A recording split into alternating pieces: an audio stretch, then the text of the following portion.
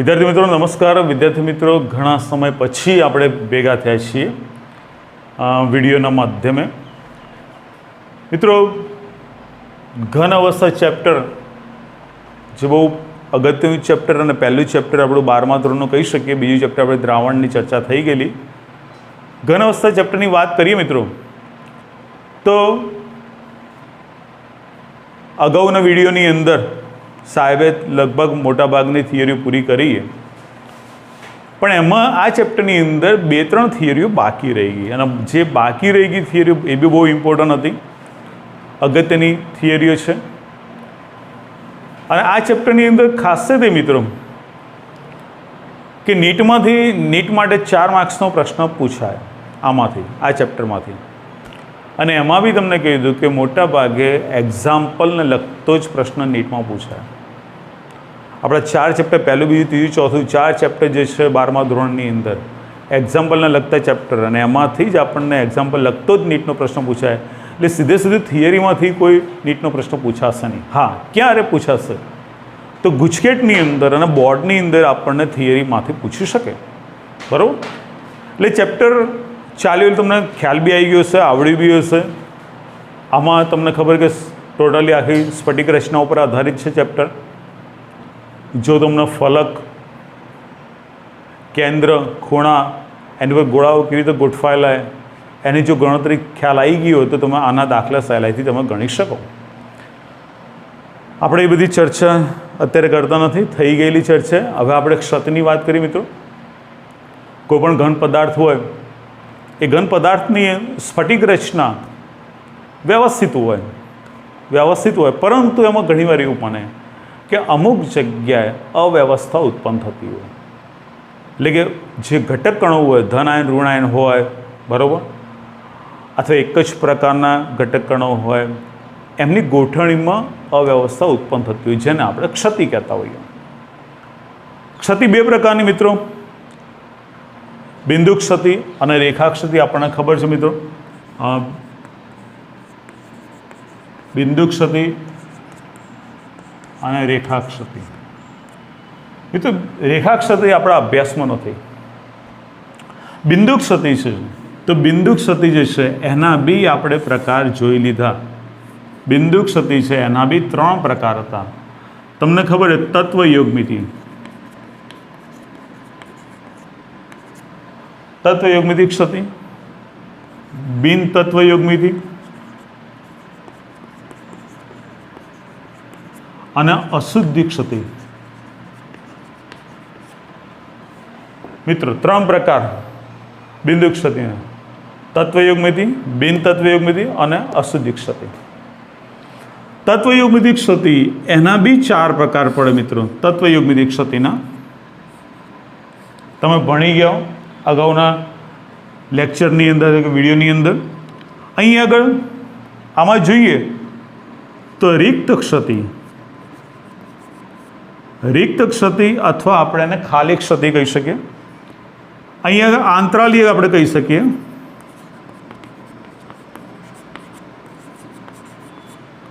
आंतरालीय क्षति।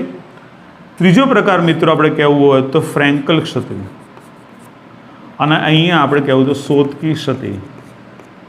तो તમે જુઓ 4 प्रकार तत्वयोगमिति क्षतिना તમે ભણી ગયા हो। मित्रों સૌથી इम्पोर्टન્ટ હોય તો ફ્રેન્કલ અને સોતકી क्षति। કારણ શું કે આ બંનેનો તફાવત આપણે બોર્ડમાં પૂછી શકે, આમાંથી આપણે એમસીક્યુ બી મળી શકે અથવા આપણને 2 માર્ક્સમાં ફ્રેન્કલ અથવા સોતકી क्षति વિશે પૂછી શકે। એટલા માટે આપણે તત્વયુગમિતિમાં 2 ખાસ તૈયાર કરવાનું। આટલે સુધી મને લાગે તમે ભણ્યા છો, બરાબર। આપણે હવે મુદ્દાની વાત કરીએ મિત્રો તો આપણે જે સ્ટડી કરવાની છે જે બાકી પોર્શન રહેલો હોય એ આ બિન તત્વયુગમિતિ અને અશુદ્ધ क्षति। અશુદ્ધ क्षतिની વાત કરીએ, પહેલી આની શરૂઆત કરીએ તો મિત્રો उदाहरण तरीके लईए, मानो कि NaCl होय, बराबर। NaCl ની रचना आ टाइपनी होय।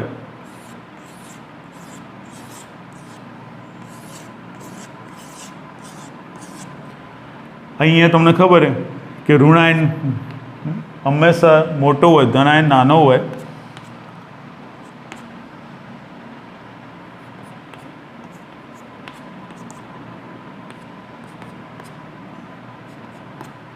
આ રીતનું હોય. હવે યાદ રાખો કે જે માઇનસ જે છે એ Cl માનો કે ગણી આપણે, અને પ્લસ જે છે એ Na પ્લસ. આ રીતે અહીંયા ગોઠવાયેલા. NaCl નો સ્ફટિક લીધો. હવે આની અંદર માનો કે આપણે SrCl2 ની અશુદ્ધિ ઉમેરીએ, સ્ટ્રોન્શિયમ ક્લોરાઇડની અશુદ્ધિ ઉમેરીએ, તો એ વખતે Sr જે છે એ Sr એ +2 है મિત્રો, Na એ +1 है.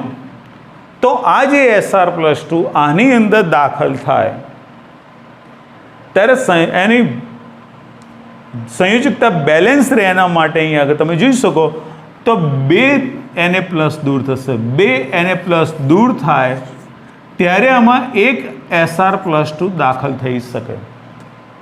તમે જુઓ, કારણ કે સંયોજકતા 2, સંયોજકતાની 1, તો એ વખતે એક Sr દાખલ કરવો હોય તો 2 ધનાયનનું સ્થાન ખાલી થશે, તો જ બેલેન્સ જળવાઈ રહે. બરાબર, આયનિક બેલેન્સ જળવાઈ રહે વીજભારની દ્રષ્ટિએ. હવે અહીંયા આગળ જેટલા Sr+2 દાખલ થાય એટલું જ અહીંયા આગળ રિક્ત સ્થાન ઉત્પન્ન થશે, ખાલી સ્થાન ઉત્પન્ન થાય. તો આ પ્રકારની જે અશુદ્ધિ બને, સોરી, આ પ્રકારની જે ક્ષતિ ઉત્પન્ન થાય એ ક્ષતિને આપણે અશુદ્ધિ ક્ષતિ કહીએ. કેમ? કારણ કે અંદર અશુદ્ધિ ઉમેરી આપણે.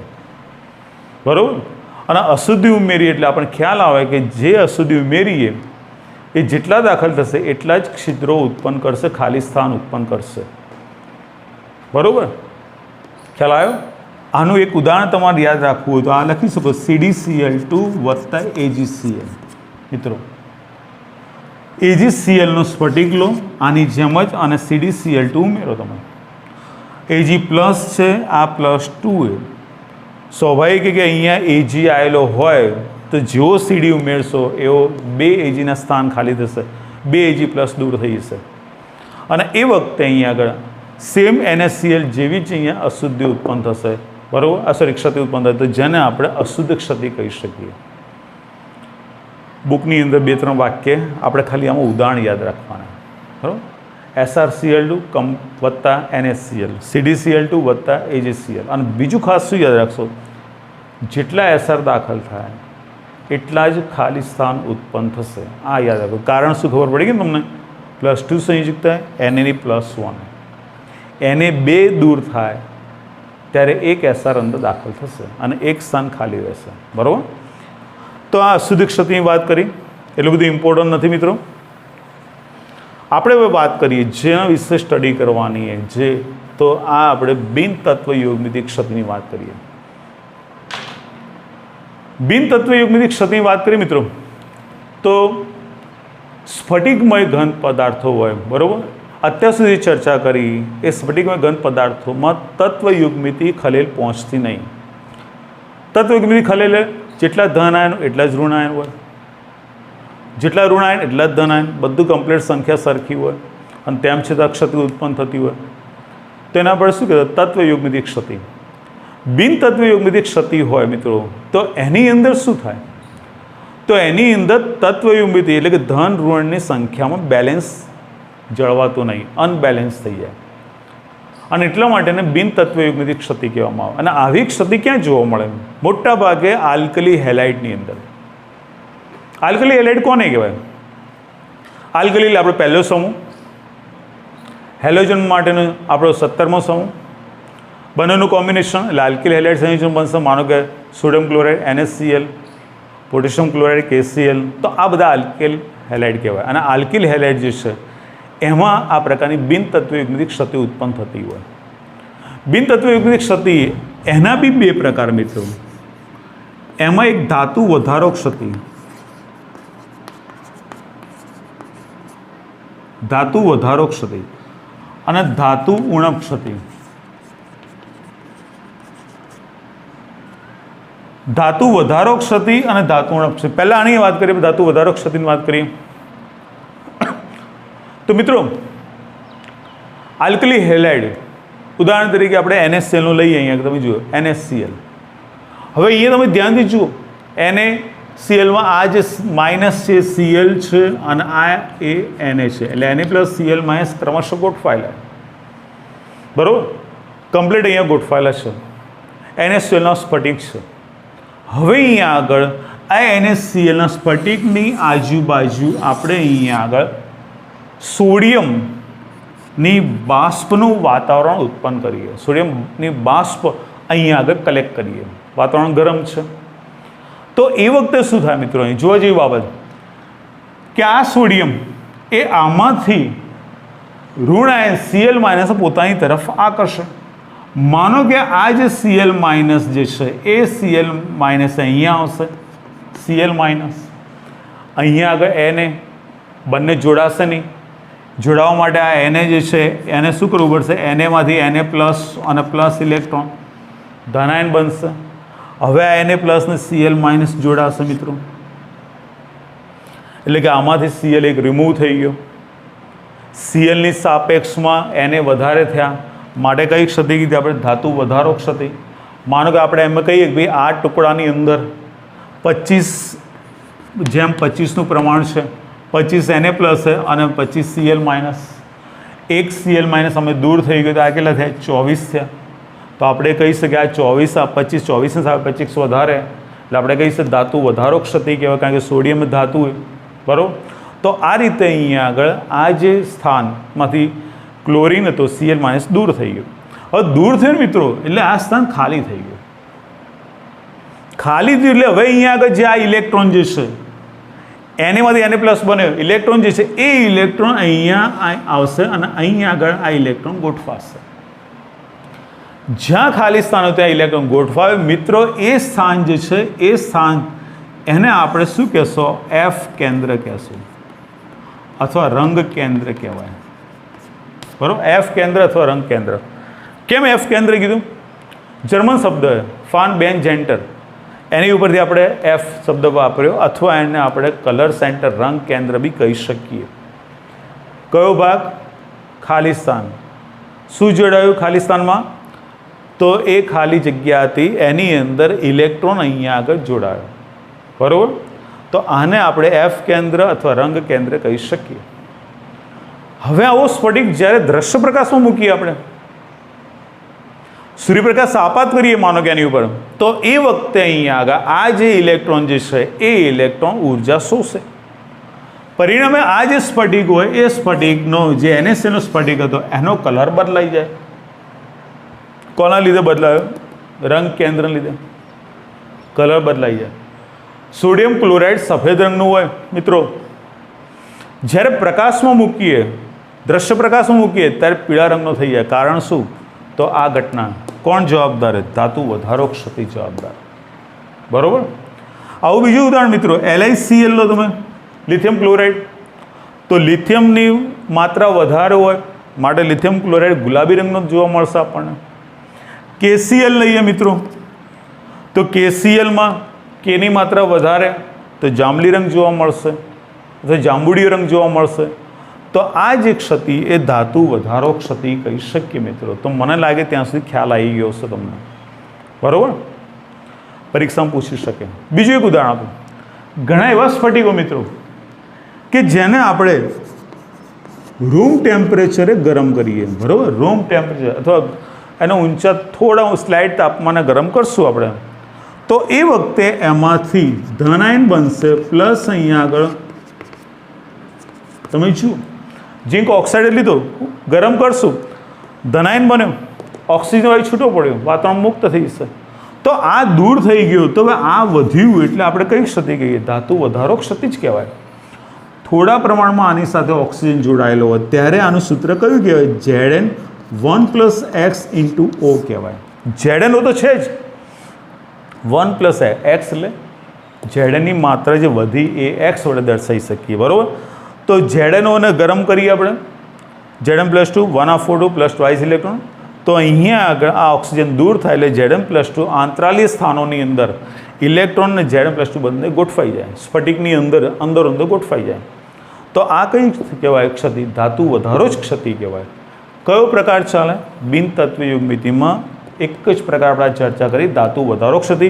તો આ બી તમે ચર્ચા કરી શકો અને એક આ નાનો પોઈન્ટ આ બી ચર્ચા કરી શકો. અહીંયા પણ સેમ થાય. Zn-નો રંગ બદલાઈ જશે આ બી પીળા રંગનો થઈ જશે મિત્રો. તો અહીંયા તો સ્પષ્ટ ખ્યાલ છે કે અહીંયા રંગ બદલાવવા માટે હુ ઇઝ રિસ્પોન્સિબલ? તો F કેન્દ્ર જવાબદાર. રંગ કેન્દ્ર જવાબદાર, ઇલેક્ટ્રોન જવાબદાર. અને ઇલેક્ટ્રોન કેમ જવાબદાર? કારણ કે ધાતુમાં વધારો થયો એટલા માટે. બરાબર? તો મને લાગે ત્યાં સુધી ધાતુ વધારો ક્ષતિ ક્લિયર થઈ ગઈ છે. હવે મિત્રો આપણે વાત કરીએ ધાતુ ઉણપ ક્ષતિની વાત કરીએ, જે આપણો બીજો પ્રકાર ધાતુ ઉણપ ક્ષતિ. મિત્રો ઘણા એવા ઘન સ્ફટિકમય પદાર્થો એવા છે કે એમને આપણે તત્વયુગ્મિતીય સંગઠન દ્વારા બનાવી ના શકીએ, ચોક્કસ તત્વયુગ્મિત સંગઠન દ્વારા બનાવી ના શકીએ, દર્શાવી ના શકીએ. બરાબર? કહેવાનો મતલબ કે એમાં તત્વયુગ્મિતિ બી અનબેલેન્સ હોય. બરાબર? અને એમાંય ખાસ કરી અને ધાતુ જે છે એ અનબેલેન્સ હોય, ઓછી હોય, તો એને આપણે ધાતુ ઉણપ ક્ષતિ કહેતા હોઈએ. આવું ઉદાહરણ આપણી જો વિશિષ્ટ ઉદાહરણ એક છે FeO. મિત્રો આયન ઓક્સાઇડ. હવે આયન ઓક્સાઇડની અંદર Fe જે છે એની માત્રા 0.95, એટલે આપણે લખવું તો લખી શકો Fe 0.95 ઇન્ટુ O. તમે જોઈ શકો અહીંયા આગળ ઓક્સિજનનું પ્રમાણ એક પૂરું હોય, Feનું પ્રમાણ 0.95. Fe ઓછું, ધાતુ ઓછી, માટે શું કહીએ? ધાતુ ઉણપ ક્ષતિ કહી શકીએ. મિત્રો દેખાય તમને અહીંયા? જનરલી નો ડાઉટ FeO એ આ પ્રમાણમાં જોવા મળશે આપણને. Fe 0.93 થી આપણને Fe 0.96 O જોવા મળશે. મિત્રો જો 0.93 થી 0.96 વચ્ચે જોવા મળશે આપણને. આપણે ચોક્કસ એક ઉદાહરણ લીધું Fe 0.95 O. તો હવે તમે જોઈ શકો કે અહીંયા Fe ઓછી, ઓક્સિજન વધારે, ધાતુ ઓછી, માટે ધાતુ ઉણપ ક્ષતિ. આ જે FeO હોય મિત્રો એની અંદર Fe+2 આવેલા હોય, અને Fe+2 જે છે મિત્રો એનું પ્રમાણ ઓછું. એનું પ્રમાણ બેલેન્સ કરવા માટે અંદર Fe+3 થોડા હોય. બરાબર? એટલે તમને પરીક્ષામાં પૂછે કે ભાઈ FeOમાં કયો ધન આયન આવેલો હોય, તો Fe+2 રોંગ. Fe+2 ને Fe+3 બંને છે. આ એટલા માટેનું વિશિષ્ટ ઉદાહરણ કહેવાય. Fe+2 પ્રમાણ ઓછું મિત્રો, ધાતુ ઉણપ ક્ષતિ કીધી, બેલેન્સ કરવા અંદર Fe+3 એડ થયેલો હોય. બરાબર? તો મને લાગે ત્યાં સુધી તમને ક્ષતિ વિશે ખ્યાલ આવી ગયો છે. ક્ષતિના બે પ્રકાર જોયા: રેખા ક્ષતિ, બિંદુ ક્ષતિ. બિંદુ ક્ષતિના આપણે ત્રણ પ્રકાર: બિન તત્વયુગ્મિત ક્ષતિ, બિન તત્વયુગ્મિત ક્ષતિ, અશુદ્ધિ ક્ષતિ. તત્વયુગ્મિતિના આપણે ચાર પ્રકાર જોયા: રિક્ત ક્ષતિ, ખાલી ક્ષતિ આપણે કહીએ, આંતરાલય ક્ષતિ, શોધકી ક્ષતિ અને ફ્રેન્કલ ક્ષતિ. બિન તત્વયુગ્મિતિની અંદર બે ક્ષતિ: ધાતુ વધારો ક્ષતિ, ધાતુ ઉણપ ક્ષતિ. બરાબર મિત્રો? અશુદ્ધિ ક્ષતિનો એક જ સિંગલ પ્રકાર હતો. તો આ ક્ષતિ વિશે આપણે ડીપમાં જોયું. ફરીથી કહું તમને કે આમાં તમારે શોધકી, ફ્રેન્કલ, ધાતુ વધારો, ધાતુ ઉણપ ક્ષતિ ખાસ યાદ રાખશું. બરાબર? ક્ષતિને લગતો બી આને લગતો એક્ઝામ્પલ આવી શકે, એ પછી આપણે ચર્ચા કરશું. મિત્રો હમણાં જ આપણે અગત્યનો પોઈન્ટ ક્ષતિ વિશે જોયું. હવે આપણો બીજો પોઈન્ટ અગત્યનો, જે બી જેમાંથી બી આપણને MCQ પૂછી શકે, સ્ફટિકમય ઘન પદાર્થો જે હોય આમાં વાહકતાની આપણે ચર્ચા કરવાની, વિદ્યુત વાહકતાની ચર્ચા કરવાની આપણે.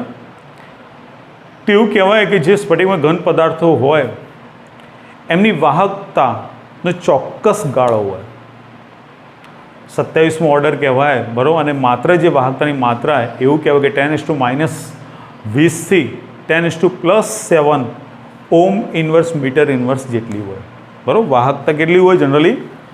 તો -10⁻20 થી મિત્રો 10⁻7 ઓમ ઇન્વર્સ મીટર ઇન્વર્સ જેટલી હોય છે, આટલી હોય જનરલી.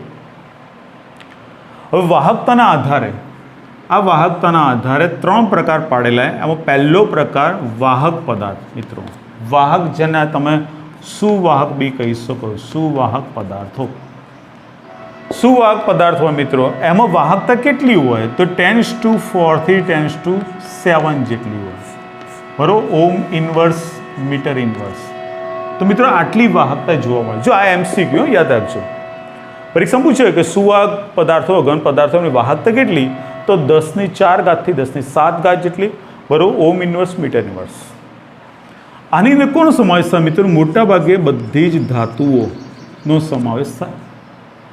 એ Fe હોય, કોપર હોય, ઝીંક હોય, બરાબર, એલ્યુમિનિયમ હોય, નિકલ હોય, ઘણી બધી ધાતુઓ, તે બધી ધાતુઓનો સમાવેશ આમાં કરવામાં આવે. બીજો આપણે વાત કરીએ તો અવાહક પદાર્થ. અવાહક મિત્રો, અવાહક જે પદાર્થ હોય એની વાહકતા કેટલી હોય મિત્રો? 10⁻20 થી 10⁻10 જેટલી હોય, બરાબર. ઓમ ઇન્વર્સ મીટર ઇન્વર્સ, તો આટલી વાહકતા હોય. હવે તમે જુઓ આ માઇનસમાં, એટલે વાહકતા બિલકુલ ના કહેવાય. એટલા માટે એને અવાહક પદાર્થ કીધું હોય, જેમાં વિદ્યુતનું વહન થઈ શકતું નથી. તો એમાં કોનો સમાવેશ થાય? મોટા ભાગે અધાતુ, નોન મેટલ. આ મેટલ અને નોન મેટલનો સમાવેશ થાય. એ ભાઈ ફોસ્ફરસ હોય, કાર્બન હોય, બરાબર. તો એ બધા જે પદાર્થ હોય, એ તત્વો છે, એ બધા અધાતુ કહેશું આપણે. મોટા ભાગે પી વિભાગમાં જોવા મળે આપણને. હવે આપણે વાત કરીએ અર્ધવાહકની વાત કરીએ. ત્રીજો પ્રકાર અર્ધવાહક. મિત્રો અર્ધવાહક જે છે એની જે વાહકતાની વાત છે, બરાબર, એ આ બંનેની સાપેક્ષમાં મિડલમાં હોય. જનરલી એવું કહેવાય મિત્રો કે એ વાહકતા એ લગભગ 10⁶ થી 10⁴ જેટલી હોય, બરાબર. આટલી વાહકતા જોવા મળશે આપણને. ચેક કરજો બુકમાં, કોઈ આડાવડું હોય, મિસ્ટેક હોય તો જોઈ લેજો. બાકી જનરલી આટલી વાહકતા હોય. અને એવી ઓમ ઇન્વર્સ મીટર ઇન્વર્સ. કોની વાત ચાલે? અર્ધવાહકની ચાલે મિત્રો. હવે તમે જુઓ કે અહીંયા ધન આવ્યું, અહીંયા ધન આવ્યું, બરાબર. એટલે આ વાહક કહી શકીએ. આ બંને માઇનસ એટલે અર્ધવાહક કહી શકાય. MCQ પૂછી શકે. આપણે વાત કરતા મેઇન કે ભાઈ જે વાહક પદાર્થ હોય, સુવાહક પદાર્થ હોય, એમાં વિદ્યુતનું વહન કેવી રીતે થાય? તો એમાં વિદ્યુતનું વહન માટે કોણ જવાબદાર છે? તો ઇલેક્ટ્રોન. મુક્ત ઇલેક્ટ્રોન, એના દ્વારા વિદ્યુતનું વહન થાય મિત્રો, અથવા આયનો દ્વારા વિદ્યુતનું વહન થાય. જેવી ધાતુ હોય એ ધાતુમાં વિદ્યુત વહન માટે કોણ જવાબદાર? ઇલેક્ટ્રોન અથવા આયનો. વિદ્યુત વિભાજ્ય પદાર્થો હોય એ હંમેશા વિદ્યુતનું વહન કરતા હોય, બરાબર. અને આ વાહકતા કોની ઉપર, એટલે વાહકનું પ્રમાણ કોની ઉપર આધાર રાખે? એમની બાહ્યતમ કક્ષામાં રહેલા ઇલેક્ટ્રોન, જેને સંયોજકતા ઇલેક્ટ્રોન કહીએ.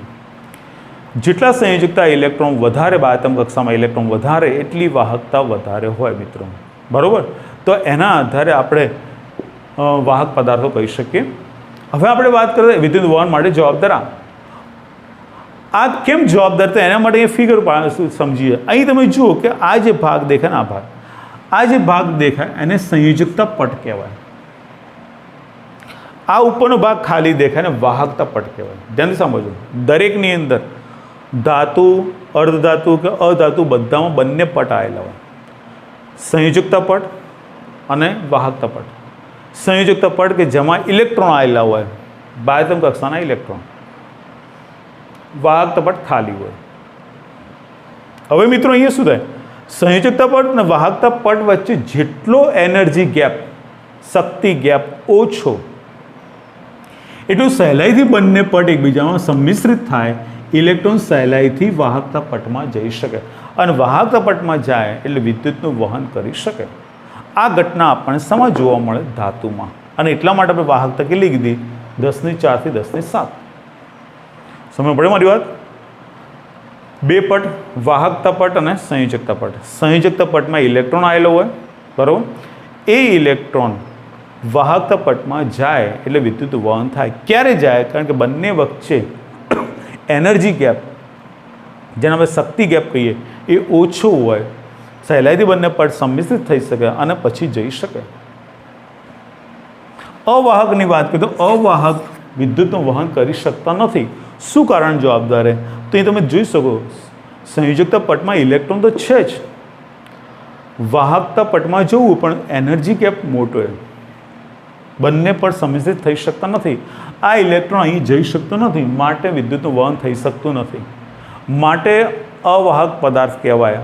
અધાતુઓ મોટા ભાગે અવાહક છે. એનું મેઇન કારણ આવ્યું એનર્જી ગેપ મોટો હોય, શક્તિ ગેપ મોટો, બરાબર. આ જ ગેપ જેને શક્તિપટ બી કહેવાય, જૂના શબ્દ બુકમાં શક્તિપટ બી કીધો હોય, જેટલો વધારે એટલી વાહકતા ઓછી અથવા બિલકુલ નહીં. અર્ધવાહકની વાત કરીએ મિત્રો, તો અર્ધવાહક વિદ્યુતનું વહન કરે એનું કારણ શું? ઇલેક્ટ્રોન તો છે, સંયોજકતા પર ભરેલો હોય. બાહ્યતમ કક્ષા અર્ધવાહકો મોટા ભાગે એમાં બાહ્યતમ કક્ષામાં 4 ઇલેક્ટ્રોનો આવેલા જ હોય, બરાબર. અહીંયા જે વાહકતા પટ છે એ ખાલી છે, પણ ધાતુની સાપેક્ષમાં અહીંયા આગળ એમને આમાં બિલકુલ જગ્યા નથી, આમાં ઓછી જગ્યા. ઇલેક્ટ્રોન અહીંયા છે પણ જઈ શકતા નથી, ગેપ ઓછો હોવા છતાં બી. એ વખતે માનો કે અહીંયા આગળ આ જે સિલિકોન હોય, બરાબર, સિલિકોન અથવા જર્મેનિયમ હોય, એને જો તમે અહીંયા આગળ તાપમાન વધારો અથવા ગરમી આપો તો ઇલેક્ટ્રોન ઉત્તેજિત થશે અને ઇલેક્ટ્રોન એ સહેલાઈથી પછી વાહકતા પટમાં જશે, એટલે વિદ્યુતનું વહન કરી શકે. તો આપણે કહી શકીએ ભાઈ અર્ધવાહકો અહીંયા જો પ્લસમાં છે, વિદ્યુતનું વહન કરી શકે, યસ કરી શકે, બરાબર, પણ આના જેવું ના કરી શકે, વાહક જેવું ના કરી શકે. કરવા માટે તમારે બહારથી તાપમાન વધારવું પડે, અને તાપમાન વધારો તો જ એ સીધા એના ઇલેક્ટ્રોન વાહકતા પટમાં જઈ શકે અને વિદ્યુતનું વહન કરી શકે. આમાં તો કોઈ પ્રશ્ન જ નહીં, કારણ કે ગેપ બહુ મોટો હોય, બરાબર, એટલે તાપમાન આપવા છતાં બી ઇલેક્ટ્રોન જઈ શકતા નહીં. માટે આ અવાહકે, આ સુવાહકે, આ અર્ધવાહક, આ બેની વચ્ચેનો ભાગ આર્યો કહેવાય અર્ધવાહક. ખ્યાલ આવી ગયો આટલા સુધી? હવે આપણે વાત કરી ડીપમાં થોડી અર્ધવાહકની વાત કરી. મિત્રો આ જે વાહક પદાર્થ, અર્ધવાહક પદાર્થો સિલિકોન, જર્મેનિયમ વિદ્યુતનું વહન કરી શકે, પણ વાહકતા જે હોય બહુ ઓછી હોય, પ્રાયોગિક રીતે આપણે એનો ઉપયોગ કરી શકતા નહીં. તો શું કામના પછી આ પદાર્થો? તો એ વખતે આની વાહકતા વધારવા માટે મિત્રો આની અંદર ઇલેક્ટ્રોન સમૃદ્ધ અથવા ઇલેક્ટ્રોન ઉણપ ધરાવતા તત્વો આની અંદર ઉમેરવામાં આવે. બીજી ભાષામાં કહેવાય તો અશુદ્ધિ ઉમેરવામાં આવે, જેના લીધે એની વાહકતામાં વધારો થાય. તો આને આ શું કહેવાય? ડોપિંગ કહેવાય. શું કહેવાય? ડોપિંગ. ડમ્પિંગ ઉપરથી શબ્દ, ડમ્પિંગ એટલે જમા કરવું, એની ઉપરથી ડોપિંગ, ઉમેરવું. તો અહીંયા આગળ સિલિકોન, જર્મેનિયમ હોય એની અંદર તમે અશુદ્ધિ ઉમેરો, બરાબર, અને અશુદ્ધિ ઉમેરશો એટલે આની વાહકતા વધી શકે. તો આ ક્રિયાને આપણે ડોપિંગ કહી શકીએ. મિત્રો હવે અહીંયા આગળ વાત કરીએ આપણે, તો ડોપિંગ કરવા માટે બે પ્રકારની રીત થઈ છે. એક તો માનો કે અહીંયા આગળ સિલિકોન, જર્મેનિયમ, જે આપણને ખબર છે કે આ સિલિકોન, જર્મેનિયમ 14મા સમૂહના તત્વો છે મિત્રો, અને 14મા સમૂહના તત્વો જે છે એમાં જો ઇલેક્ટ્રોન સમૃદ્ધ તત્વો ઉમેરીએ, ઇલેક્ટ્રોન સમૃદ્ધ એટલે 15મા સમૂહનું તત્વ ઉમેરીએ. માનો કે 15મા સમૂહનું કયું લેશો મિત્રો? તો તમે ફોસ્ફરસ લો અથવા આર્સેનિક લો. આ ફોસ્ફરસ, આર્સેનિક એ બાહ્યતમ કક્ષામાં 5 ઇલેક્ટ્રોન હોય, આની બાહ્યતમ કક્ષામાં 4 ઇલેક્ટ્રોન. બુકમાં હવે જોજો ફિગર આપેલી છે. તો હવે 4 ઇલેક્ટ્રોન બાહ્યતમ કક્ષામાં, 5 ઇલેક્ટ્રોન, 4 ઇલેક્ટ્રોન પેર બનાવશે, બરાબર. કોઈ પણ આ એક છે તો અહીંયા એક 4 ઇલેક્ટ્રોન, આના બી બીજા 4 ઇલેક્ટ્રોન આ રીતે પેર બનાવશે. આનો 1 ઇલેક્ટ્રોન, કારણ કે બાહ્યતમ કક્ષા 5 ઇલેક્ટ્રોન છે, 1 ઇલેક્ટ્રોન ફરતો હશે. આ ઇલેક્ટ્રોન વિસ્થાનીકૃત ઇલેક્ટ્રોન કહેવાય, સમગ્ર સ્ફટિકમાં ફરતો રહે અને એના લીધે વિદ્યુતનું વહન થાય. વાહકતા વધવાનું કારણ આ રહ્યું. ખબર પડી? શું શબ્દ વાપર્યો આપણે? ઇલેક્ટ્રોન સમૃદ્ધ અશુદ્ધિ ઉમેરી. સમૃદ્ધ એટલે ઇલેક્ટ્રોન આમાં વધારે હતા, 4 હતા, અહીંયા 5 બાહ્યતમ કક્ષામાં વધારે હતા, અને વધારે હતા એટલે 4 તો પેર બની ગઈ. વધારાનો ઇલેક્ટ્રોન બધા સમગ્ર સ્ફટિકમાં ફરતો રહેશે, એના લીધે વિદ્યુતનું વહન થાય. તો આ જે ડોપિંગ કર્યું એનાથી જે આપણે અર્ધવાહક બને એ સારા અર્ધવાહક હોય. હવે આપણે વાત કરીએ તો ઇલેક્ટ્રોન ઉણપ અશુદ્ધિ. માનો કે અહીંયા આગળ આ જે સિલિકોન, જર્મેનિયમ અર્ધવાહક છે એની અંદર માનો કે આપણે 13મા સમૂહનું તત્વ ઉમેરીએ. 13મા સમૂહની અંદર તમે મિત્રો એલ્યુમિનિયમ લઈ શકો, બરાબર, ગેલિયમ લઈ શકો, બોરોન લઈ શકો. તો આ જે છે હવે અહીંયા આગળ મિત્રો જુઓ તમે કે બાહ્યતમ કક્ષામાં 3 ઇલેક્ટ્રોન, બાહ્યતમ કક્ષામાં 4 ઇલેક્ટ્રોન, 3 પેર થશે. કેટલી? 3 પેર થશે, બરાબર. એક જગ્યાએ સ્થાન ખાલી છે, તો માનો કે એક જગ્યાએ અહીંયા છિદ્ર, ખાલી સ્થાન, તો આ ઇલેક્ટ્રોન અહીંયા આવશે, આ ઇલેક્ટ્રોન અહીંયા આવે એટલે અહીંયા છિદ્ર ઉત્પન્ન થાય. બીજો ઇલેક્ટ્રોન અહીંયા આવશે, ટૂંકમાં છિદ્રો એકબીજા આગળ વધતા જશે, ત્યાં ઇલેક્ટ્રોન એની પાછળ સ્થાનમાં આવતું જશે, વધતું જશે. તો આ રીતે વિદ્યુતનું વહન થાય. તો આ પ્રકાર બી આપણે અશુદ્ધિ ઉમેરી અને ઇલેક્ટ્રોન ઉણપ અશુદ્ધિ ઉમેરીને પણ આપણે અર્ધવાહક બનાવી શકીએ. તો આવા જે અર્ધવાહક બને, બરાબર, એ સારામાં સારા અર્ધવાહક કહેવાય. અને આવા અર્ધવાહકો ખૂબ જ ઉપયોગી હોય. તો મિત્રો મને લાગે ત્યાં સુધી આ અર્ધવાહકોની બનાવટ ખ્યાલ આવી ગઈ છે. હવે આપણે વાત કરીએ એમના ઉપયોગિતાની વાત કરીએ. મિત્રો અર્ધવાહકો જે છે એ અર્ધવાહકો ખૂબ ઉપયોગી. આ જે આપણે વાત કરીએ ને અહીંયા આગળ કે ભાઈ 15મા સમૂહના તત્વો ઉમેરીએ, તેમાં ઇલેક્ટ્રોન વિસ્થાનીકૃત થાય તો એને એન પ્રકારના અર્ધવાહક કહેવાય, ઋણ ભારિત નેગેટિવ. અહીંયા આગળ તમે જુઓ કે અહીંયા આગળ ઇલેક્ટ્રોન ઉણપવાળા તો પી પ્રકારના પોઝિટિવ અર્ધવાહક કહેવાય, આ નેગેટિવ અર્ધવાહક. તો એન પ્રકારના અને પી પ્રકારના જે અર્ધવાહકો હોય મિત્રો, એ ખાસ કરીને તમને કીધું કે ઇલેક્ટ્રોનિક્સ ઉદ્યોગો હોય એની અંદર ખૂબ વપરાય. માનો કે ડાયોડ બનાવો તો એન પ્રકારના પી પ્રકારના અર્ધવાહકોનું સંમિશ્રણ થાય તો ડાયોડ બને, બરાબર, સંયોગીકરણ જેને આપણે કહીએ મિત્રો. અને આ જે ડાયોડ હોય એનપી પ્રકારના એ ખાસ કરીને રેક્ટિફાયર તરીકે ઉપયોગી હોય, ટ્રાન્ઝિસ્ટરમાં ઉપયોગી હોય. ટ્રાન્ઝિસ્ટરમાં મિત્રો ખાસ કરીને રેડિયો સિગ્નલ પકડવા માટે, ઓડિયો સિગ્નલ પકડવા માટે ઉપયોગી હોય છે. ઓકે મિત્રો, એવી રીતે તમને કહું કે જે સૌર કોષ આવે, સૌર પેનલો જેને કહીએ આપણે, એમાં બી ફોટો ઇલેક્ટ્રોડ આવેલા હોય, એ પણ આ પ્રકારના અર્ધવાહકો જ બનેલા હોય. સિલિકોન જ મોટાભાગે જોવા મળશે. આપણે વાત કરીએ જર્મેનિયમ અને સિલિકોન, આપણને ખબર 14મા સમૂહના તત્વો હોય.